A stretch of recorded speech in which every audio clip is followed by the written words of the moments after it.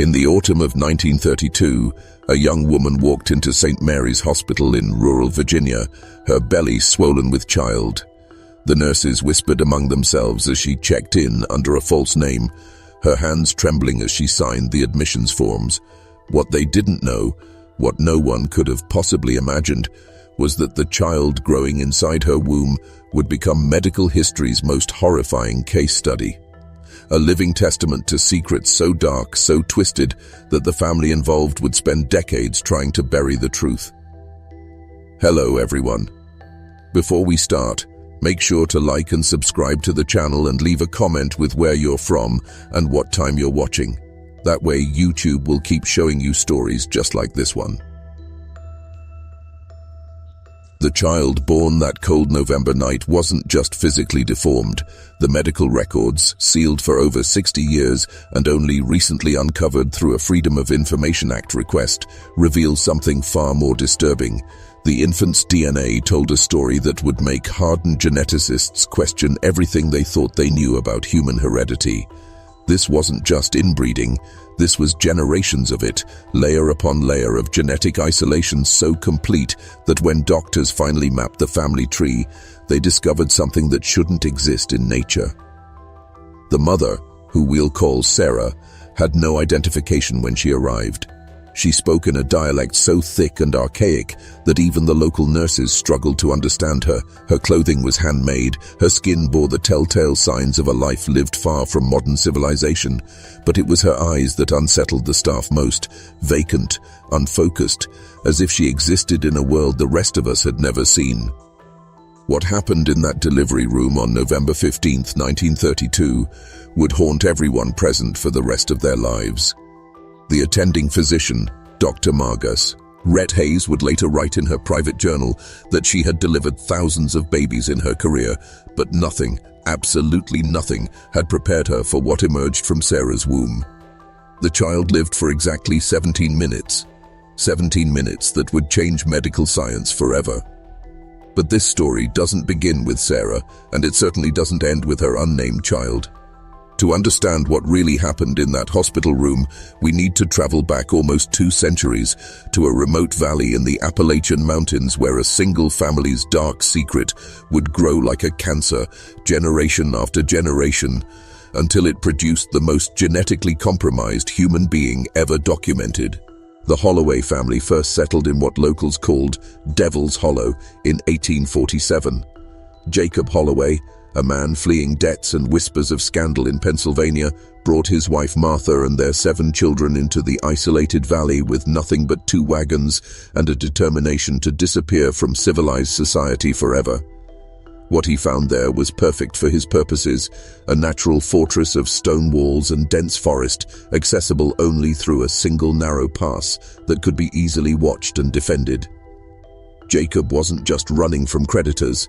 Court records from Philadelphia, discovered only in 2019 during a university research project, reveal that he had been accused of unnatural relations with his own daughters. The charges were dropped when key witnesses mysteriously withdrew their testimonies, but the damage to the family's reputation was irreversible. So Jacob packed up his secrets and his shame and headed for the mountains where no one would ever ask questions again. The valley itself seemed cursed from the beginning. Previous settlers had abandoned it after only a few seasons, claiming the land was wrong somehow. Local Cherokee had avoided the area for generations, calling it the place where spirits grow sick. But Jacob saw only opportunity in the isolation. Here, his family could live by their own rules, answer to no authority but his own, and keep their bloodline pure in ways that would make even him shudder in his later years. Martha Holloway bore Jacob 3 more children in that valley before she died under suspicious circumstances in 1854. The local sheriff, such as he was, rode out to investigate but found the family so hostile and the terrain so treacherous that he simply marked it down as death by fever and never returned. What he didn't know was that Martha had discovered something about her husband's nighttime visits to their daughters C. Aben, and that her death had been anything but natural. With Martha gone, Jacob's control over the family became absolute. He instituted what he called the natural order, a system of arranged marriages between siblings and cousins that would keep the Holloway blood concentrated and the family's secrets locked away from the outside world. The eldest daughter, Rebecca, was married to her own brother Thomas when she turned 16. Their first child, born in 1856, was the beginning of a genetic catastrophe that would echo through 6 generations. By 1860, the Holloway family had grown to over 40 members, all living in a cluster of ramshackle cabins connected by hidden paths through the woods. They spoke their own dialect, practiced their own twisted version of religion, and lived by laws that existed nowhere else on Earth. Government census takers never found them. Tax collectors learned to avoid the area after 2 went missing in consecutive years. The Civil War raged around them, but Devil's Hollow remained untouched, forgotten, a pocket of darkness growing deeper with each passing generation. Thomas Holloway, Jacob's son and husband to his own sister Rebecca, became the family's second patriarch when Jacob died in 1871. But Thomas was not his father. Where Jacob had been calculating and controlled in his depravity, Thomas was driven by something far more primitive. The decades of inbreeding had already begun to show their effects. Thomas suffered from violent mood swings, periods of complete dissociation, and what modern psychiatrists would recognize as severe developmental disabilities. Under Thomas's leadership, the family's isolation became even more complete. He instituted brutal punishments for any family member caught speaking to outsiders, and the few mountain trappers who occasionally stumbled across their territory reported strange sounds echoing through the valley at night, screaming, chanting, and other noises that made grown men quicken their pace and never return. The genetic consequences were becoming impossible to ignore. Children were being born with extra fingers, missing limbs, and facial deformities so severe that some could barely eat or breathe. But rather than seeing this as a warning, Thomas interpreted the mutations as signs of divine favor, proof that the family was becoming something beyond human, chosen for a special destiny that required complete genetic purity. Rebecca Holloway bore Thomas 11 children over 18 years, but only 6 survived past their 5th birthday. Those who did live carried the accumulated damage of 3 generations of systematic inbreeding. The family tree, reconstructed decades later from medical records and testimonies, reveals that by 1880, the average coefficient of inbreeding within the Holloway family was higher than that typically seen in laboratory mice bred specifically for genetic research. The 4th generation marked a turning point in the family's descent into genetic hell. Thomas's surviving children, Mary, Joseph, Samuel, Elizabeth, Ruth, and Abel, were paired off in marriages that defied every law of nature and civilization. Brother married sister, uncle married niece, and in some cases, fathers took their own daughters as wives when no other suitable partners could be found within the bloodline. The resulting children were living testaments to humanity's genetic limits, many born with conditions so severe they never learned to walk, speak, or even recognize their own reflections. But it was in this 4th generation that Sarah was born, the young woman who would eventually walk into that Virginia hospital carrying the most inbred child in medical history. Sarah was the product of a union between her grandfather Joseph and her aunt Elizabeth, making her both a great-granddaughter and a granddaughter to the same man. The genetic counselor who later analyzed her family tree would spend 3 days mapping the connections before finally throwing his hands up and declaring the whole structure genetically impossible yet somehow real. Sarah Holloway entered the world in 1912 with odds already stacked impossibly against her. Born to parents who shared over 75% of their DNA, a genetic overlap that shouldn't occur outside of identical twins, she was a walking miracle of survival wrapped in a nightmare of hereditary damage. Her birth weight was barely 3 pounds, her skull was misshapen, and her left arm ended at the elbow in a tangle of underdeveloped bone and tissue. But Sarah lived, and that itself was extraordinary. Of the 12 children born to her parents over 15 years, only 3 survived past infancy, and Sarah was the only one capable of something resembling normal cognitive function. She learned to walk at 4, spoke her first words at 6, and by the time she reached adolescence, she had become something of a prodigy within the twisted confines of Devil's Hollow, a young woman who could read the few moldering books the family possessed and even write simple letters in a cramped, unsteady hand. The family patriarch by Sarah's time was her great-uncle Abel, a man whose own genetic damage had left him nearly 7 feet tall, but with the mental capacity of a child. Abel ruled through fear and superstition, preaching a warped gospel that proclaimed the family's deformities as holy stigmata, marks of God's special attention that would eventually transform them into angels on earth.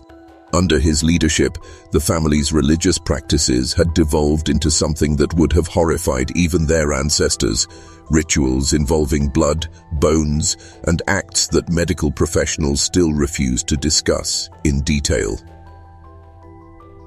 When Sarah turned 18 in 1930, Abel chose her husband in the traditional family manner by drawing lots among her male relatives. The winner was her own Uncle Marcus, a man 43 years her senior who had already produced 6 severely disabled children with 2 of his nieces. Marcus was himself the product of 3 generations of sibling marriages, and his genetic profile read like a catalogue of everything that could go wrong with human DNA. The wedding ceremony, conducted by Abel himself in the family's makeshift chapel, was witnessed by 37 family members, most of whom bore visible signs of the genetic catastrophe that had consumed their bloodline. Photographs from that day, discovered in a trunk buried behind the family cemetery, show faces that seem almost alien in their deformity. Eyes set at impossible angles, limbs twisted into unnatural positions, and expressions of vacant confusion that suggest minds struggling to process a reality their damaged brains could never fully comprehend. Sarah's first pregnancy came quickly, but ended in miscarriage at 6 months when the fetus was found to have developed without a functioning brainstem.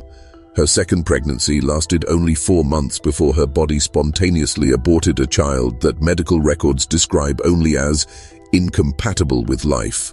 But her third pregnancy, the one that would take her to that Virginia hospital, was different. This child not only survived to full term, but seemed to be developing normally, at least according to the crude examinations performed by the family's self-appointed midwife, Marcus's sister Delilah, who had learned her skills delivering the damaged offspring of Devil's Hollow for over 3 decades. If you're still watching, you're already braver than most. Tell us in the comments, what would you have done if this was your bloodline?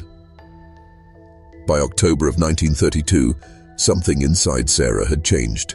Maybe it was maternal instinct, or maybe it was the first glimmer of sanity breaking through 6 generations of genetic fog, but she began to understand that the child growing inside her deserved a chance at life that Devil's Hollow could never provide. The family's recent births had been increasingly horrific. Babies born with organs on the outside of their bodies, children with faces so malformed they couldn't breathe, infants whose bones were so brittle they broke during delivery. Sarah made her decision during what the family called the night of screaming, when Marcus's latest child, born to his 14-year-old niece, lived for 6 agonizing hours while its underdeveloped lungs slowly filled with fluid. As the infant's cries echoed through the valley, growing weaker with each passing hour, Sarah felt something snap inside her mind.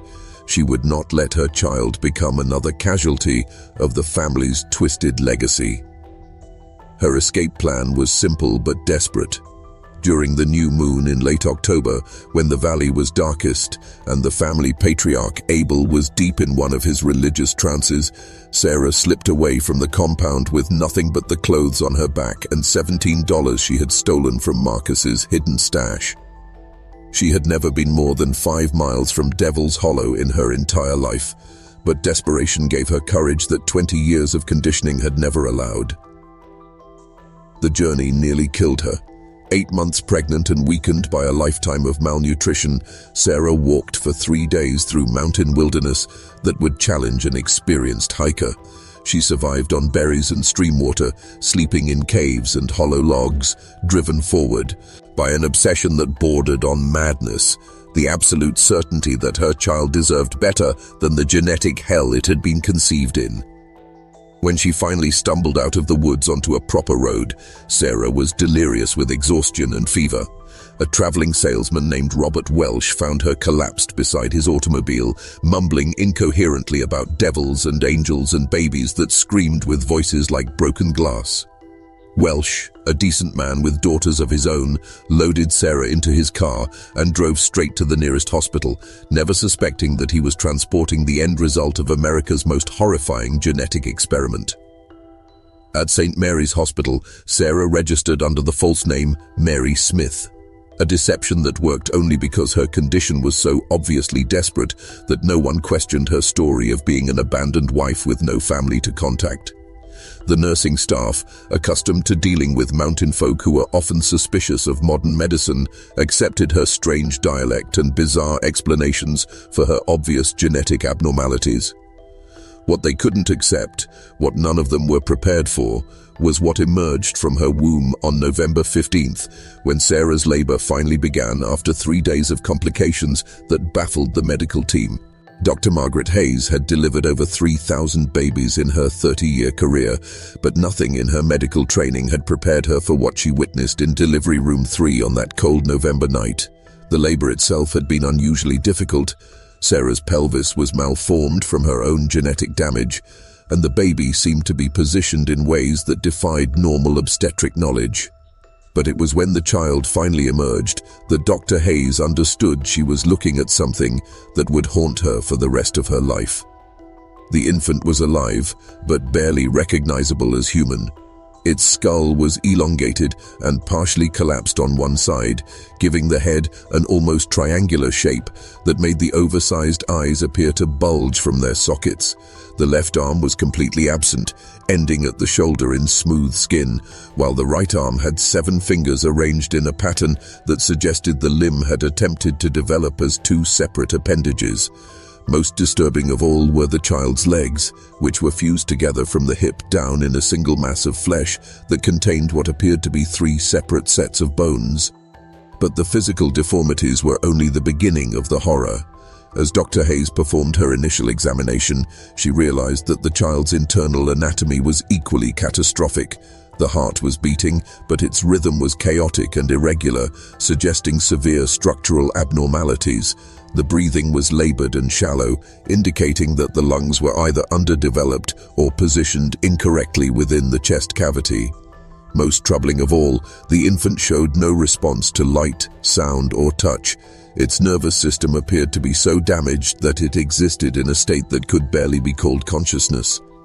The medical team worked frantically to stabilize the child, but their efforts were hampered by the fact that normal pediatric procedures simply didn't apply.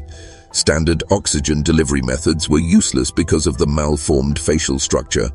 IV insertion was nearly impossible due to the absence of normal vein placement.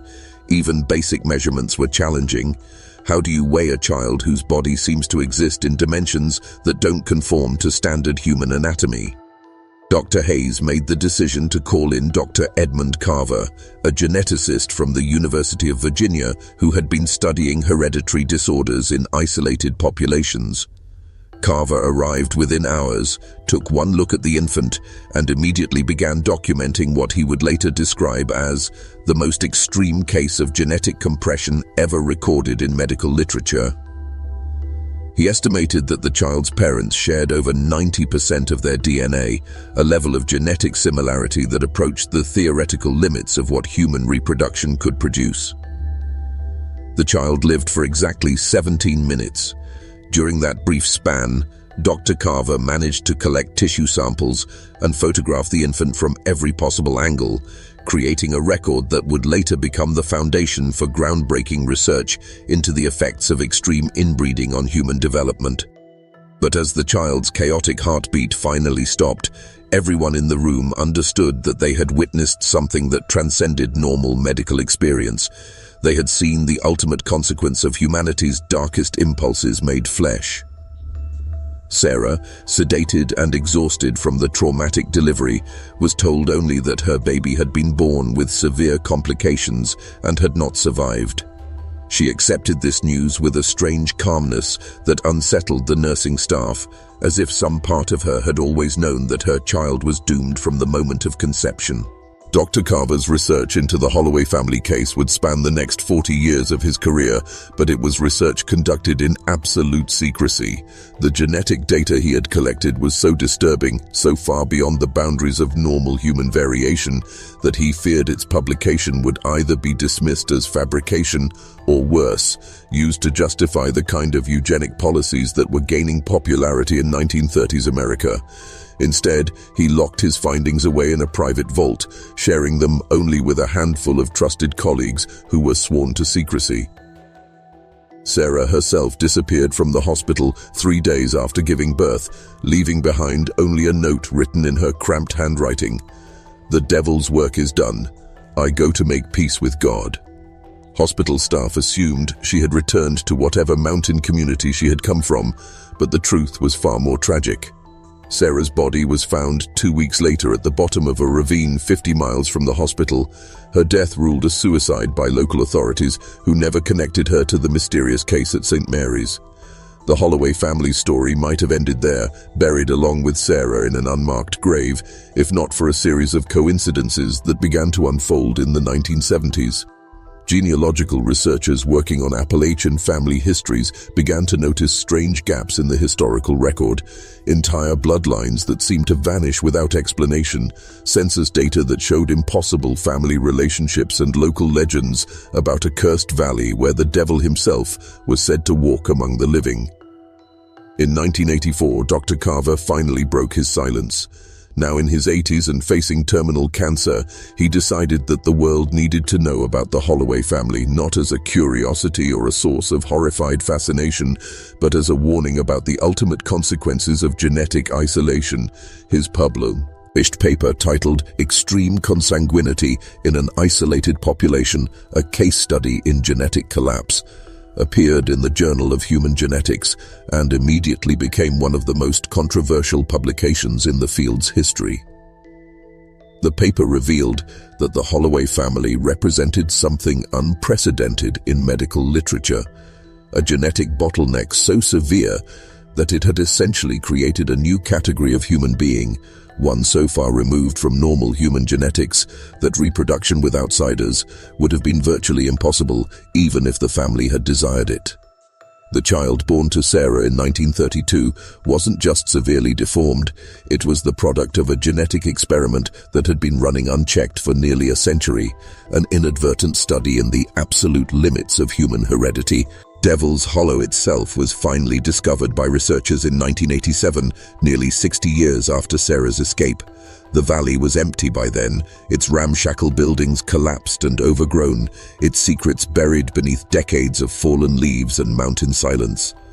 The family cemetery contained over 200 graves, most unmarked, many containing the remains of infants and children whose lives had been cut short by the genetic catastrophe their ancestors had unleashed. Today, the Holloway case stands as both a scientific landmark and a moral cautionary tale. Modern geneticists study Dr. Carver's data to better understand the mechanisms of genetic disease, while ethicists use the family's story to illustrate the importance of genetic diversity in human populations.